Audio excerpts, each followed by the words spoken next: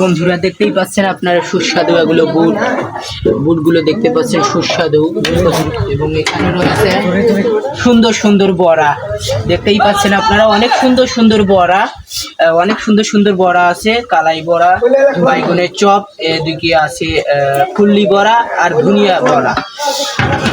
তারপর দেখতেই পাচ্ছেন আপনারা খেজুর সুন্দর খেজুর আছে সৌদি আরব থেকে এনেছি আমি।